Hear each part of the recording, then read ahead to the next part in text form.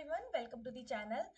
तो आज से हम जीएस स्टडीज के कुछ ना कुछ सब्जेक्ट्स को शुरू कर रहे हैं। इसको शुरू करने के पीछे कारण है कि देखिए, जनरल स्टडीज हम हर किसी कमीशन या हर किसी एग्जाम का एक बहुत इंपॉर्टेंट एस्पेक्ट है, बहुत इंपॉर्टेंट एरिया है। और हमने आज से जो उठाया है वो है आपका मॉडर्न हिस्ट्री का सब्जेक्ट। मॉडर्न हिस्ट्री एक ऐसा एरिया है जहाँ से अधिकतर बहुत सारे एग्जाम्स में हम क्वेश्चंस देखते हैं, और बहुत ज़्यादा पूछे जाने वाले अगर सेक्शन हिस्ट्री की बात करें तो वो मॉडर्न हिस्ट्री है। तो आज हमने मॉडर्न हिस्ट्री में आपके लिए जो सबसे पहला टॉपिक लाया दैट इज इजी। इजी इसलिए रखा है क्योंकि पहला टॉपिक है, तो थोड़ा सा आपको एक तरीके का एक रिदम भी बनाने की ज़रूरत है। तो हमने आज आपके लिए टॉपिक में जो लाए हैं वो है acts by East India Company. पहली बात तो थोड़ा सा बैकग्राउंड ऑफ दी टॉपिक भी देखेंगे, टॉपिक भी जाएंगे कि भाई what is the East India Company. East India company India में क्यों आई, क्या उसका इंडिया में आने के पीछे क्या कारण थे, और ये एक्ट्स का मतलब क्या है, किस तरीके से ईस्ट इंडिया कंपनी ने अपने आप को इंडिया में स्टैब्लिश किया और इंडिया में रूल करना स्टार्ट किया। तो चलिए let's move towards the topic. सबसे पहले तो east India company basic introduction अगर हम टॉपिक की देखें तो ईस्ट इंडिया कंपनी क्या है। देखिए, ईस्ट इंडिया कंपनी ब्रिटेन की, ये ब्रिटिश गवर्नमेंट की, ब्रिटेन की एक ट्रेडिंग कंपनी थी जो इंडिया में एज अ ट्रेडर बनकर आए, यानी कि उनका सिर्फ फोकस इंडिया में ट्रेडिंग का था, इसके अलावा उनका कोई फोकस नहीं था। धीरे धीरे ईस्ट इंडिया कंपनी ने अपने आप को इंडिया में एज अ एडमिनिस्ट्रेटिव यूनिट के रूप में स्टैब्लिश कर लिया। यानी कि जहां वो लोग सिर्फ ट्रेडर्स बनकर आए थे, ट्रेडर्स का मतलब होता है व्यापारी, ठीक है। जहां वो लोग सिर्फ ट्रेडर्स बनकर आए थे, वहां धीरे धीरे इंडिया के एडमिनिस्ट्रेटर बन गए और इंडिया के रूल्स को, इंडिया के एडमिनिस्ट्रेशन को अपने अधिकार में ले लिया। एडमिनिस्ट्रेशन करने के लिए कुछ नियमों की ज़रूरत होती है, कुछ रूल्स, कुछ रेगुलेशंस की ज़रूरत होती है। तो उन्हीं रूल्स एंड रेगुलेशंस को आप एक्ट्स बोल रहे हैं। तो ये एक्ट्स वो हैं जो ईस्ट इंडिया कंपनी ने समय समय पर इंडिया में लागू किए, और इन एक्ट्स के तहत कंपनी ने अपने एडमिनिस्ट्रेशन को इंडिया में पावरफुल किया। बिफोर स्टार्टिंग दी एक्ट्स को शुरू करने से पहले आपको थोड़ा सा एक ब्रीफ नॉलेज दे देती हूँ कंपनी के इंडिया में रूल का, ठीक है। देखिए, company as the trader around 1700 के आसपास कंपनी भारत में ट्रेडर बनकर आ गई थी। कंपनी ने इंडिया में बहुत फुल फ्लेजेडली ट्रेड करना स्टार्ट कर दिया था। शुरुआत में जब ईस्ट इंडिया कंपनी भारत आई तो इसको सिर्फ और सिर्फ ट्रेडिंग के राइट्स थे, इससे ज्यादा कुछ अधिकार नहीं था, और कंपनी ने ट्रेडिंग करना इंडिया में शुरू किया।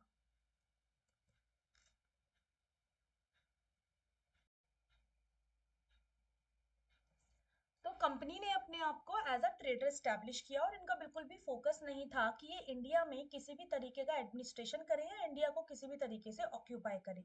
During the course of time, जैसे जैसे समय आगे बढ़ता चले गया, कंपनी ने अपने बेनिफिट्स के लिए इंडिया में पॉलिटिकली अक्वायरनेस करनी शुरू कर दी। इंडिया में पॉलिटिकली उन्होंने जगहों को कैप्चर करना शुरू कर दिया।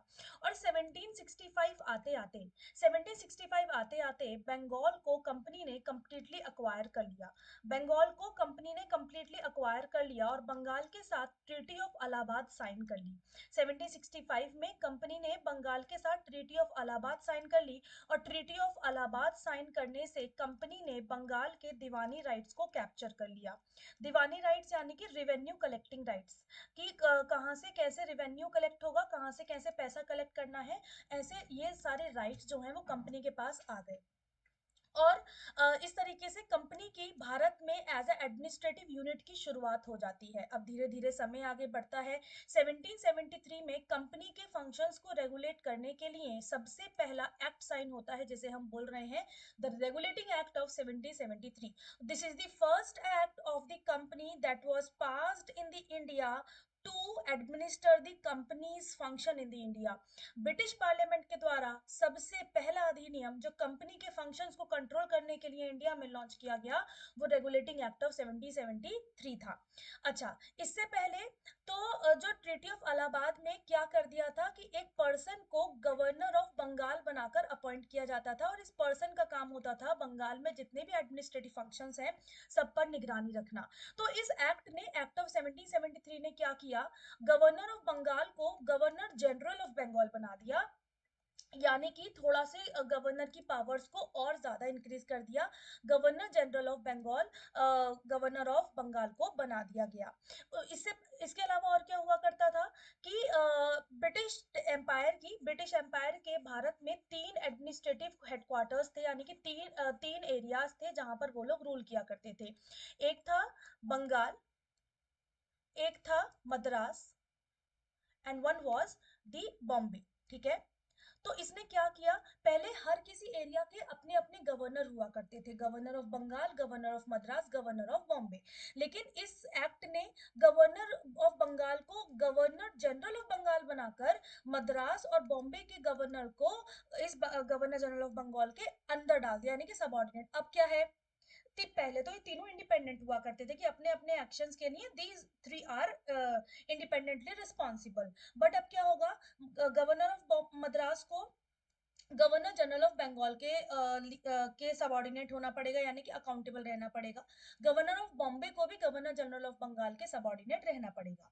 तो क्या हुआ, गवर्नर जनरल ऑफ बंगाल बनाकर उस पर्सन को बहुत ज्यादा पावर दे दी गई।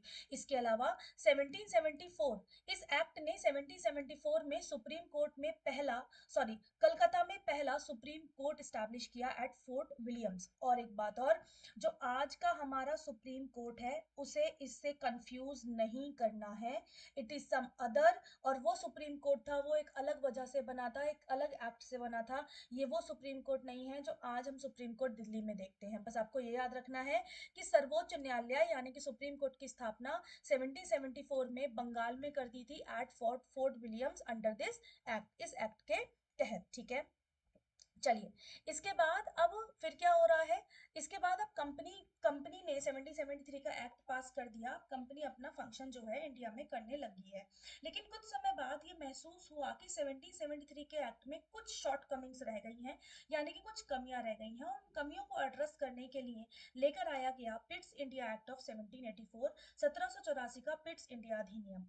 इसने 1773 के एक्ट में जो कमी रह गई उन कमियों को दूर किया, and this act created the system of double government, यानी कि डुअल गवर्नमेंट का इसने सिस्टम स्टैब्लिश कर दिया।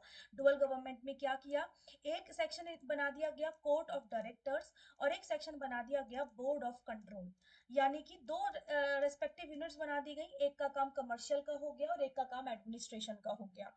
कंपनी की टेरिटरीज को इंडिया में ब्रिटिश पोजीशंस के रूप में रिकॉग्नाइज किया गया, यानी कि जो भी टेरिटरीज, जो भी यहाँ पर एरिया, जो भी यहाँ पर रीजन्स कंपनी अक्वायर कर रही है, कंपनी छीन रही है, अब वो ब्रिटिश पोजेशंस कहलाई जाएंगी, यानी कि अब वो सीधा सीधा ब्रिटिश सरकार के अधिकार में मानी जाएंगी। कंपनी के जो जो फंक्शंस हैं उन्हें दो पार्ट में डिवाइड कर दिया, administrative functions and the commercial functions, और एक बना दिया गया कोर्ट ऑफ डायरेक्टर और एक बना दिया गया बोर्ड ऑफ कंट्रोल। इसके बाद आता है 1793 का चार्टर एक्ट। अब रेगुलेटिंग एक्ट, अब क्या हुआ कि रेगुलेटिंग एक्ट ऑफ 1773 आया। 1773 के रेगुलेटिंग एक्ट के बाद पिट्स इंडिया एक्ट ऑफ 1784 आया, और अब आ रहा है चार्टर एक्ट। चार्टर एक्ट की शुरुआत अब हो चुकी है। देखिए 1773 में जब रेगुलेटिंग एक्ट आया था तो उस रेगुलेटिंग एक्ट ने कंपनी के जो फंक्शंस वगैरह हैं उनको 20 सालों के लिए ऐसे बोल दिया था कि अब कंपनी जो भी फंक्शन करेगी वो 20 इयर्स के लिए कंपनी इंडिपेंडेंट है और फंक्शंस अपने कंट्री में कर सकती है। 20 इयर्स बाद हम दोबारा से रिविजिट करेंगे, दोबारा से देखेंगे कि क्या कंपनी के फंक्शंस को कुछ तरीके की अपडेशन की जरूरत है या नहीं। तो आया ये 1793 का एक्ट, लेकिन इसे चार्टर एक्ट बोला गया। चार्टर एक्ट एक स्पेशल वैलिडिटी के साथ आए। चार्टर एक्ट्स एक स्पेशल वैलिडिटी के साथ आए, वैलिडिटी थी 20 इयर्स एक्सटेंशन, यानी कि एक चार्टर एक्ट 20 इयर्स की वैलिडिटी लेकर आएगा कंपनी के लिए। फॉर एग्जांपल 1793 का चार्टर एक्ट ये लेकर आया, companies function is extended for the next 20 years, कि कंपनी के फंक्शंस को अगले 20 सालों के लिए एक्सटेंड किया जाता है। और अब दोबारा से कंपनी के फंक्शंस पर रिविजिटिंग होगी आफ्टर 20 इयर्स, यानी कि अराउंड 1813। तो चार्टर एक्ट एक वैलिडिटी लेकर आया कंपनी के लिए कि कंपनी के फंक्शंस को 20-20 सालों के लिए एक्सटेंड किया जाने लगा। ठीक है। तो कंपनी के फंक्शंस को 1833 1813 तक के लिए रिन्यू कर दिया। इसके बाद एक कोड बना दिया, यानी कि एक दोबारा से एक रेगुलेशन का काम किया कि भाई कंपनी यहाँ पर जो भी फंक्शन कर रही है, जो भी एक्शन ले रही है, वो सही तरीके से ले रही है या नहीं ले रही है, किस हिसाब से कंपनी यहाँ पर फंक्शन कर रही है, तो उसके लिए प्रॉपर एक कोडिफाइंग ऑफ दी लॉज जो है वो कर दिया गया। लॉज को प्रिंटेड किया जाने लगा इन द इंडियन लैंग्वेजेस, यानी कि भारत के ऊपर अगर कानून बनाना है तो भारत में बोले जाने वाली भाषाओं के हिसाब से कानून बनाना होगा, जिससे कि यहाँ के जो कॉमन मैन है, यहाँ की जो कॉमन कॉमन पब्लिक है, वो उन लॉज को, वो उन लाइक कानूनों को समझ सके। तो एक प्रोविजन ये भी आया, laws were to be printed and translated into Indian languages, जो कानून बन रहे हैं वो इंडियन लैंग्वेजेस में प्रिंट किए जाएंगे और ट्रांसलेट किया जाएगा। तो ये 1793 का एक्ट लेकर आया। अब देखिए 1793 का चार्टर एक्ट आया, मैंने क्या बोला, इस चार्टर एक्ट ने कंपनी के फंक्शंस की वैलिडिटी 20 इयर्स कर दिया। 20 इयर्स बाद चार्टर एक्ट आना था, तो कब आना था, 1813 में, 1813 में। 1813 में चार्टर एक्ट आता है। एक तो एक कारण है इसके आने का, कॉजेस बिहाइंड दिस एक्ट, एक कारण है कि आना ही था, ठीक है, क्योंकि 20 इयर्स बाद एक ऐसा दोबारा से कंपनी के फंक्शंस की रिविजिटिंग करनी थी, दोबारा से कंपनी के फंक्शंस को रिव्यू करना था, ठीक है। दूसरा कारण है ब्रिटेन में ट्रेडिंग की बढ़ती डिमांड, कि अब पहले क्या हुआ, कंपनी जब ऑथराइजेशन लेकर आई 1699 में ब्रिटिश क्राउन से, तो कंपनी ने ये बोला कि we are the sole authority, कि हम इंडिया में ट्रेड करने की सोल अथॉरिटी होंगे और हमारे पीछे पीछे कोई और ब्रिटिश अथॉरिटी इंडिया में व्यापार करने के लिए नहीं आ सकती। लेकिन ब्रिटेन में इंडस्ट्रियल रेवोल्यूशन होने लगा, ब्रिटेन में हर चीज की मैन्युफैक्चरिंग बहुत तेजी से इंक्रीज होने लगी, तो ब्रिटेन में ये डिमांड बढ़ रही है, लगातार ये प्रॉब्लम क्रिएट हो रही है, लगातार ये कॉन्फ्लिक्ट्स क्रिएट हो रहे हैं कि सिर्फ और सिर्फ कंपनी ही क्यों इंडिया के साथ ट्रेड कर सकती है, बाकी और अथॉरिटीज इंडिया के साथ ट्रेड क्यों नहीं कर सकती। तो ब्रिटेन में लगातार इंडिया में ट्रेड करने की डिमांड बढ़ने लगी, वहां पर पावर्स के ऊपर, यानी कि वहां पर जो अथॉरिटीज हैं उनके ऊपर प्रेशर बनाया जाने लगा कि हमें भी अलाउ कीजिए इंडिया में ट्रेड करने को, और कंपनी की मोनोपोली को डिलीट कीजिए, हटाइए। चलिए, हमने वर्ड बोला मोनोपोली, तो let's understand what is this monopoly. Monopoly क्या होती है? मोनोपोली का मतलब होता है एक अधिकार, यानी कि only one authority is allowed to do the trading with the other authority, यानी कि ब्रिटेन से इंडिया के साथ अगर कोई ट्रेड करेगा तो वो होगी East India Company and not any other body than East India Company. East India Company के पास ही वो अथॉरिटी है कि वो इंडिया के साथ ट्रेड कर सकती है, किसी और अथॉरिटी के पास वो पावर नहीं है। तो इसे बोलते हैं मोनोपोली, यानी कि सिर्फ एक का अधिकार, एक पर्सन का राइट, ठीक है। तो अब ब्रिटेन में लगातार डिमांड उठ रही है कि हमें भी अलाउ कीजिए इंडिया में ट्रेड करने को, तो कंपनी की मोनोपोली को अबॉलिश कर दिया गया। कंपनी की मोनोपोली को अबॉलिश कर दिया जाता है, बट दो चीजों में कंपनी की मोनोपोली बनाकर रखी, एक था trade in T and trade with China, यानी कि चाय में व्यापार और चीन से व्यापार, ठीक है, कि जो चाइना के साथ कंपनी ट्रेड करती है उसमें अभी भी कंपनी के पास मोनोपोली है, और जो टी यानी कि चाय में कंपनी ट्रेड करती है उसमें अभी भी कंपनी के पास मोनोपोली है। बाकी सारे ट्रेड, बाकी एवरी अदर ट्रेड, सारे ट्रेड जो है वो ब्रिटेन के हर एक ट्रेडर के लिए ओपन हो जाते हैं। अब कोई भी ट्रेडर आकर ब्रिटेन से इंडिया में ट्रेड कर सकता है, इंडिया में व्यापार कर सकता है। दूसरी बात ये बोला गया कि अब 1 लाख रुपए, 1 lakh rupees has to be spent on the promotion of education in India. Bharat में वेस्टर्न एजुकेशन को प्रमोट करने के लिए, भारत में इंग्लिश शिक्षा को बढ़ावा देने के लिए 1 लाख रुपए खर्च किए जाएंगे। अगली बात, allowed the missionaries to preach Christianity in India, यानी कि क्रिश्चियन मिशनरीज को ये अलाउ किया जाएगा, ये परमिशन दी जाएगी कि वो क्रिश्चियनिटी को इंडिया में भी प्रोपोगेट कर सकते हैं, क्रिश्चियनिटी को इंडिया में प्रमोट कर सकते हैं, और जितना ज्यादा हो सके क्रिश्चियनिटी को इंडिया में एक्सपैंड करें, बढ़ाएं। तो ये सारी पावर्स के साथ आया आपका चार्टर एक्ट ऑफ 1813, ठीक है। क्या क्या लेकर आता है चार्टर एक्ट ऑफ 1813? एक तो फिर एक बात तो देखिए कॉमन है कि कंपनी की मोनोपोली को 20 इयर्स के, सॉरी, कंपनी की पावर को 20 इयर्स के लिए एक्सटेंड कर दिया गया फिर से, क्योंकि चार्टर एक्ट्स का काम क्या है कि वो एक वैलिडिटी लेकर आ रहे हैं। वैलिडिटी क्या लेकर आ रहे हैं कि कंपनी को फर्दर 20 इयर्स के लिए इंडिया में ट्रेड करने की परमिशन दे दी गई है। दूसरा प्रोविजन क्या लेकर आया चार्टर एक्ट ऑफ 1813? दूसरा प्रोविजन ये लेकर आया कि कंपनी की मोनोपोली जो पहले बाकी सारे ट्रेड में हुआ करती थी, अब कंपनी की मोनोपोली सिर्फ और सिर्फ ट्रेड एंड चाइना ट्रेड में सिर्फ और सिर्फ T trade and China trade में रहेगी।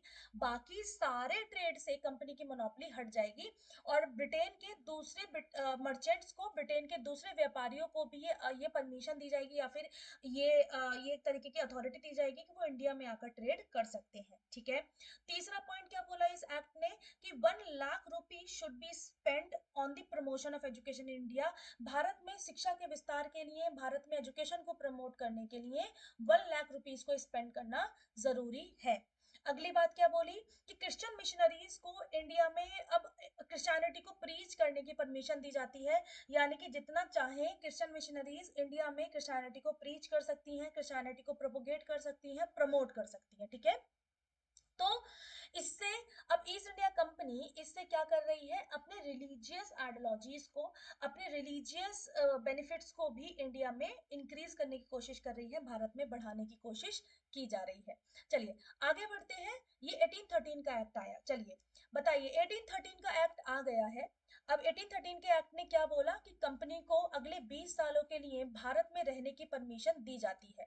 तो अगले 20 सालों के लिए माने क्या, 1813 के बाद अगला एक्ट कब आना था, 1833 में। तो अगला एक्ट आता है आपका चार्टर एक्ट ऑफ 1833 और इसे सेंट हेलेना एक्ट भी कहते हैं and it is a previous year question. ये पूछा गया है एग्जाम में कि सेंट हेलेना एक्ट के नाम से कौन सा एक्ट जाना जाता है या फिर चार्टर एक्ट ऑफ 1833 को किस और नाम से जानते हैं, तो it is Saint Helena act. अब अनदर, पहली बात तो वही है कि companies rule should extend for the next 20 years. अगले 20 सालों के लिए कंपनी के रूल को एक्सटेंड किया जाता है। ठीक है। इस एक चीज और है, अभी देखिए 1773 का जो एक्ट आया था उसने गवर्नर ऑफ बंगाल को क्या बना दिया था, गवर्नर जनरल ऑफ बंगाल। ठीक है। गवर्नर ऑफ बंगाल को गवर्नर जनरल ऑफ बंगाल बना दिया। इस एक्ट ने, the act of 1833 made the governor general of Bengal as the governor general of India. अब बंगाल का गवर्नर जनरल भारत का गवर्नर जनरल कहलाया जाएगा और ऐसी पोजीशन पर बैठने वाले William Bentinck was the first person to hold the office of governor general of India. इसमें भी थोड़ा सा एक इंटरेस्टिंग पॉइंट है जो मैं आपको यहाँ पर क्लियर करना चाहती हूँ। वो इंटरेस्टिंग पॉइंट क्या है, देखिए सबसे पहले 1773 के एक्ट से गवर्नर ऑफ बंगाल बन गए गवर्नर जनरल ऑफ बंगाल। तो governor, last governor of Bengal थे Warren Hastings. Last governor of Bengal थे Warren Hasting. First governor general of Bengal भी वॉरेन हेस्टिंग, यानी कि उस पर्सन ने उस पोजीशन को आखिरी बार अक्वायर किया और नई पोजीशन को पहली बार अक्वायर किया। ठीक है। तो जो उस पोजीशन का आखिरी बंदा होगा वो दूसरी पोजीशन का पहला बंदा होगा, ये बात आपको याद रखनी है। आखिरी governor of Bengal Warren Hasting, first governor general of Bengal Warren Hasting. 1833 का एक्ट लेकर आता है कि governor general of Bengal governor general of India बन जाते हैं। तो आखिरी गवर्नर जनरल ऑफ बंगाल थे विलियम बेंटिक, आखिरी गवर्नर जनरल ऑफ बंगाल थे विलियम बेंटिक। तो पहले गवर्नर जनरल ऑफ इंडिया भी कौन बने, विलियम बेंटिक। ठीक है। तो यही है आपका, जो पर्सन ने उस पोजीशन को लास्ट बार अक्वायर किया होगा वो उसने नई पोजीशन को पहली बार भी अक्वायर किया होगा। ठीक है। चलिए, तो गवर्नर जनरल ऑफ बंगाल को बनाया गया गवर्नर जनरल ऑफ इंडिया और विलियम बेंटिक पहले गवर्नर जनरल ऑफ इंडिया बनते हैं। अब लॉ मेंबर को अपॉइंट किया जाना है। ये लॉ मेंबर का काम होगा इंडिया में लॉज को कोडिफाइड करना, यानी कि इंडिया में एक नियम व्यवस्था स्टैब्लिश करना, एक सिस्टम ऑफ जस्टिस आप कह लीजिए या फिर एक तरीके का सिस्टम ऑफ लॉज स्टैब्लिश करना। और पहले लॉ मेंबर जो बने वो थे मकॉले। ठीक है। Macaulay was the first law member of the governor general council. ये एक्ट काफी बड़ा है और काफी इंपॉर्टेंट भी है। इसके बाद एक लॉ कमीशन का भी गठन हुआ, एक लॉ कमीशन बनाई गई। उस लॉ कमीशन का काम था इंडियन लॉज को कोडिफाइड करना। लॉ कमीशन का काम था इंडियन लॉज को कोडिफाइड करना और Macaulay was the chairperson of this commission. Company की मोनोपोली को टी और ट्रेड विथ चाइना में भी अबॉलिश कर दिया गया। इससे पहले जो एक्ट आया था 1813 का एक्ट, क्या बोला था इस एक्ट ने कि कंपनी की मोनोपोली को अबॉलिश किया जाता है। ध्यान से सुनिएगा, 1813 के एक्ट ने बोला कंपनी की मोनोपोली को अबॉलिश किया जाता है, लेकिन कंपनी टी में और चाइना के साथ मोनोपोली कंटिन्यू कर सकती है, यानी कि company T trade and China trade में अपनी मोनोपोली बनाए रख सकती है। अब 1833 में और ज्यादा ब्रिटेन में पावर्स के ऊपर प्रेशर पड़ा कि हमें पूरे के पूरे ट्रेड में, हर तरीके के ट्रेड में पार्टनरशिप चाहिए और कंपनी की मोनोपोली को हर तरीके से डिलीट किया जाए। तो 1833 में जो चार्टर एक्ट आया, उस चार्टर एक्ट ने कंपनी की कंप्लीट मोनोपोली को अबॉलिश कर दिया, यानी अब कंपनी किसी भी चीज में मोनोपोली नहीं रख सकती। कंपनी की कंप्लीट मोनोपोली हम हट चुकी है और अब हर किसी यूरोपियन को इंडिया माइग्रेट करने की अथॉरिटी है और इंडिया में प्रॉपर्टीज बाय करने की अथॉरिटी है। तो हर किसी पर्सन को इंडिया में माइग्रेट करने की अथॉरिटी मिल गई और इंडिया में ट्रेड करने की अथॉरिटी मिल गई, इंडिया में रहने की अथॉरिटी मिल गई इस एक्ट से।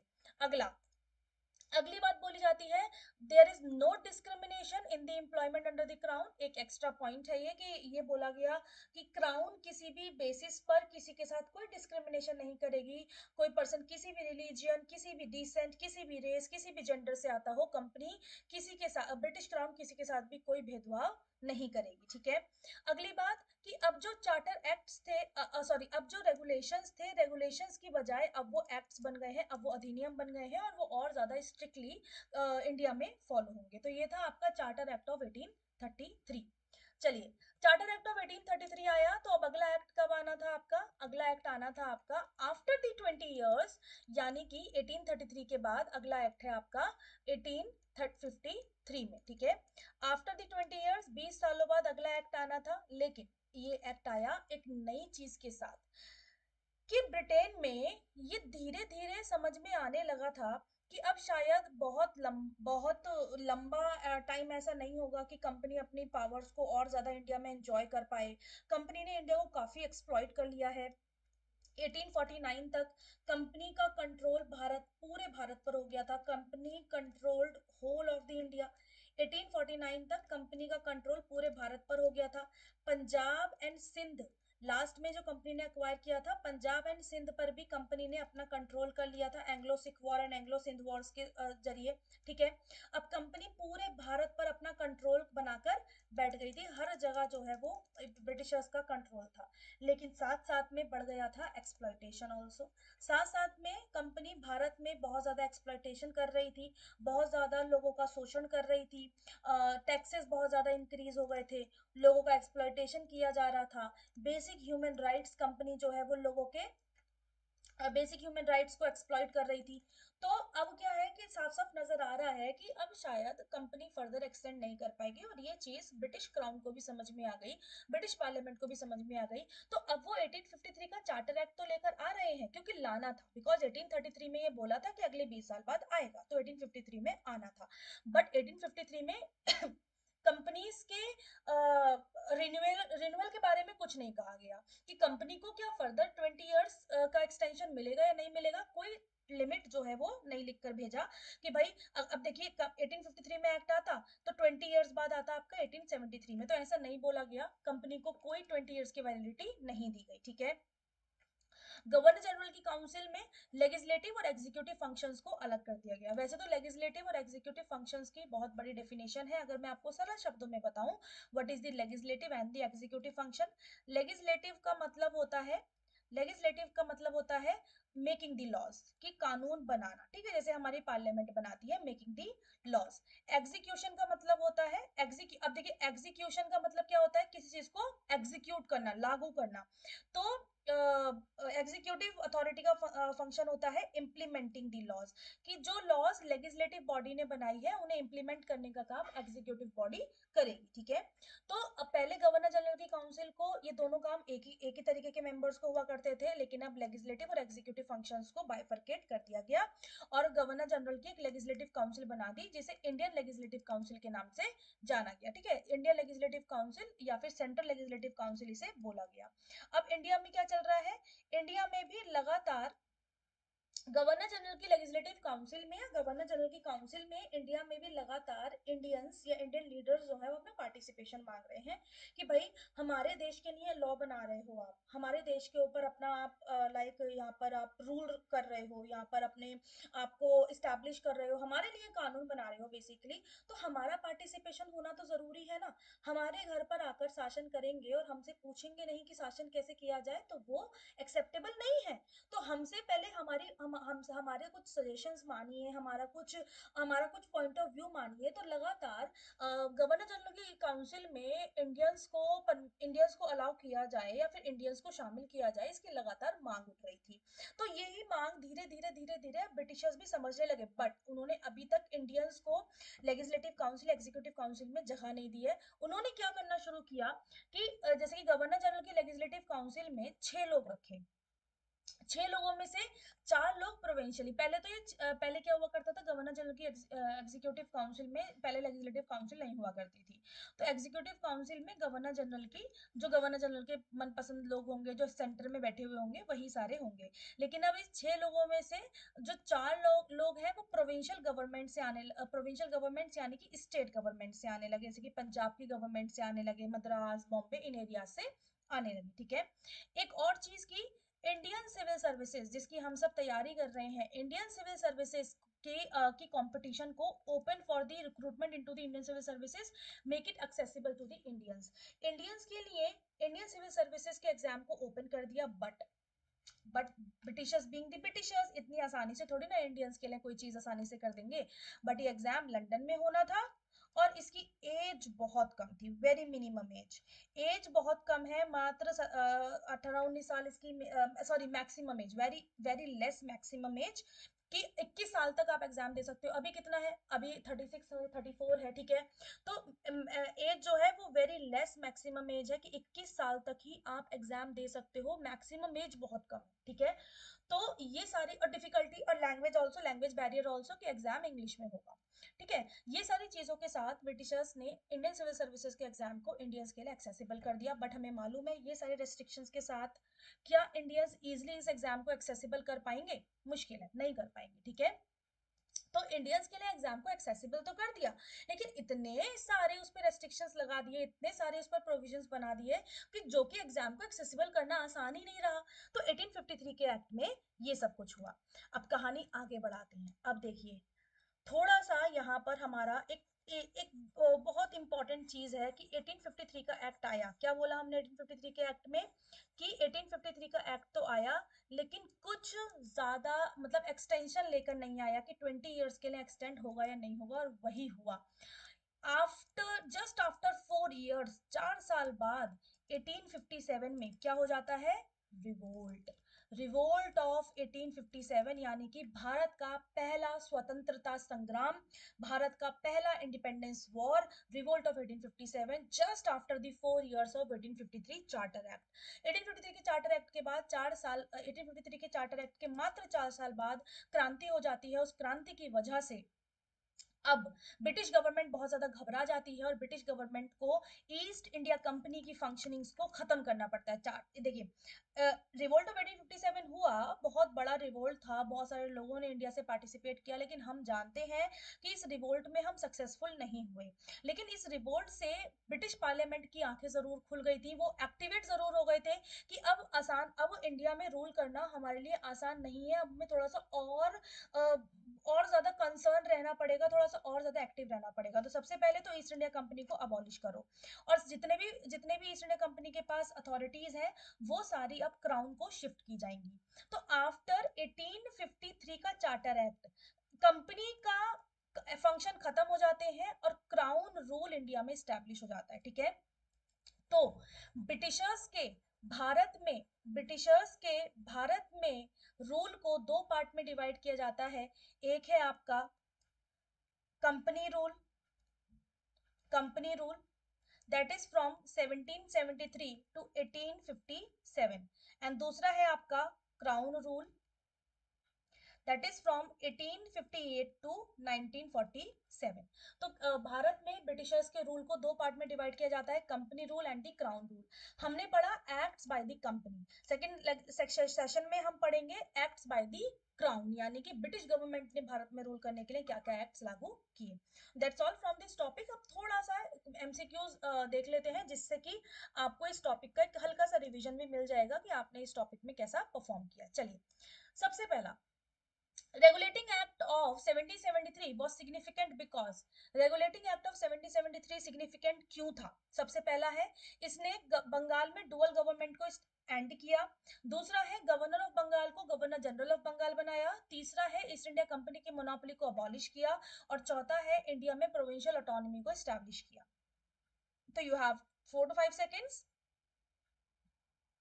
इसका करेक्ट ऑप्शन है बी, कि गवर्नर ऑफ बंगाल को गवर्नर जनरल ऑफ बंगाल बनाया, और फर्स्ट गवर्नर जनरल बनने वाले पर्सन का नाम था वॉरेन हेस्टिंग्स। ठीक है, चलिए question number 2, which act created the governor general of India? किस एक्ट ने गवर्नर जनरल ऑफ इंडिया के ऑफिस को क्रिएट किया? देखिए, एक एक्ट है जिसने गवर्नर ऑफ बंगाल को गवर्नर जनरल ऑफ बंगाल बनाया, ठीक है, यह है आपका रेगुलेटिंग एक्ट ऑफ 1773। एक एक्ट है जिसने गवर्नर जनरल ऑफ बंगाल को गवर्नर जनरल ऑफ इंडिया बनाया, बताइए कौन सा एक्ट है? It is the act of 1833। 1833 के एक्ट ने गवर्नर जनरल ऑफ बंगाल को गवर्नर जनरल ऑफ इंडिया बनाया, and first person was William Bentinck. ठीक है, first person to have the office was William Bentinck. Pitt's India Act of 1784 introduced which of the following bodies for better administration? इनमें से पिट्स India act ने किस body को introduce किया India में better administration के लिए? पहला है board of control, executive council, imperial legislative council या पब्लिक सर्विस कमीशन। तो it is board of control. Board of control को पिट्स इंडिया एक्ट 1784 ने एस्टैब्लिश किया। The first law making power for the British Indian government were clearly defined under? सबसे पहली बार India में law making power कौन सा act लेकर आया? सबसे पहली बार इंडिया में लॉ मेकिंग पावर कौन सा एक्ट लेकर आया? सबसे पहली बार इंडिया में लॉ मेकिंग पावर कौन सा एक्ट लेकर आया?